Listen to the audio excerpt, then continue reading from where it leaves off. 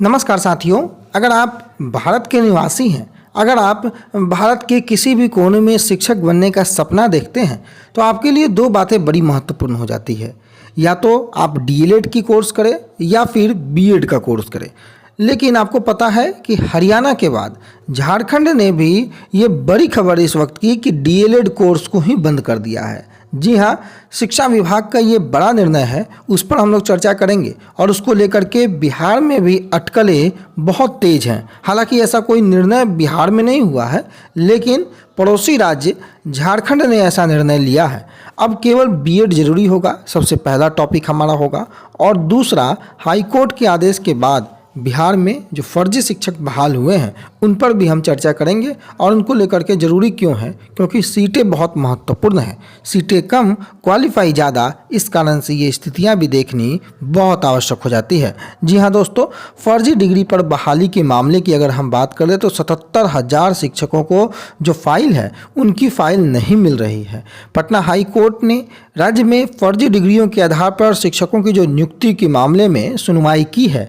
कार्यकारी मुख्य न्यायाधीश चक्रधारी शरण सिंह एवं न्यायाधीश मधुरेश प्रसाद की खंडपीठ के समक्ष जो दायर याचिका थी उसमें बताया गया कि 77,000 ऐसे शिक्षक हैं जिनकी फाइल नहीं मिल रही है। अब याचिकाकर्ता की ओर से बताया जा रहा है, जो दीनू कुमार हैं, माननीय अधिवक्ता हैं, उन्होंने कोर्ट को बताया कि राज्य में बड़ी संख्या में फर्जी डिग्रियों के आधार पर शिक्षकों की नियुक्ति हुई है और फर्जी डिग्री से नियुक्त शिक्षक गलत तरीके से वेतन उठा रहे हैं, जिससे सरकार को नुकसान उठाना पड़ रहा है। तो यह जो है 77,000 जो शिक्षक हैं इन पर गाज गिरने तय है। अब पटना हाई कोर्ट ने जो पूर्व के आदेश में राज्य सरकार को जो निर्धारित समय सीमा के भीतर कागजात और रिकॉर्ड प्रस्तुत नहीं करने वाले शिक्षकों के विरुद्ध ऑलरेडी कार्रवाई करने का निर्देश दे दिया था, तो इन पर जो है गाज गिरने लगभग तय मानी जा रही थी। महत्वपूर्ण मुद्दा पे हम आते हैं कि सीटों का क्या होगा जब इतने शिक्षकों की फाइल नहीं मिल रही है और ये फर्जी शिक्षक कहला रहे हैं 77,000 80,000। तो इन शिक्षकों पर कार्रवाई करके, इन सीटों को रिक्त करके, इन सीटों का रिकैलकुलेट करके पुनः जो वाकई में योग्य कैंडिडेट जो भटक रहे हैं उनको दिया जाए सीटों का विखंडन के बाद, ताकि जितने योग्य अभ्यर्थी सड़कों पर लाठियां खा रहे हैं वो विद्यालय में पदस्थापित हो जाएं और उसके बाद अभ्यर्थी विद्यालय में जाकर अपनी जो सेवा है वो दे सके। इसके लिए हम सबको मिलकर आवाज़ उठानी चाहिए।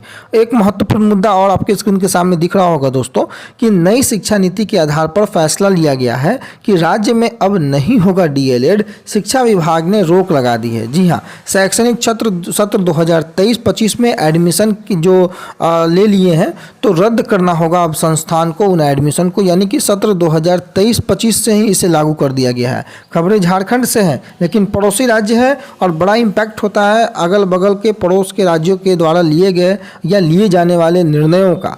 हुआ क्या है कि राज्य में 24 जिला शिक्षा एवं प्रशिक्षण संस्थान समेत 4 प्राथमिक शिक्षण प्रशिक्षण संस्थान में प्राथमिक शिक्षा में डिप्लोमा यानी कि डीएलएड की पढ़ाई नहीं होगी। स्कूली शिक्षा एवं साक्षरता विभाग के द्वारा जो पत्र जारी किया गया उसमें संबंधित संस्थानों को आदेश दे दिए गए हैं।